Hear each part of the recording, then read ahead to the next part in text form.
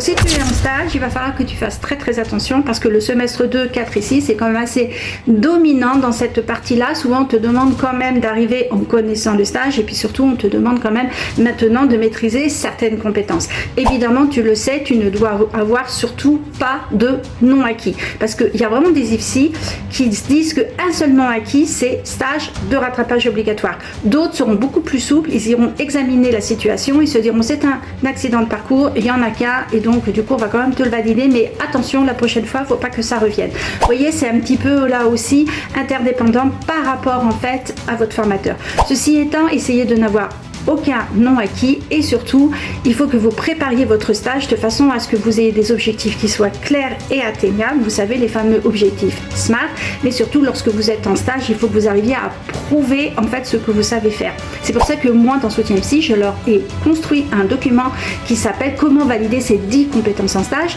et en fait je leur dis exactement ce qu'elles doivent prouver et démontrer en stage, que ce soit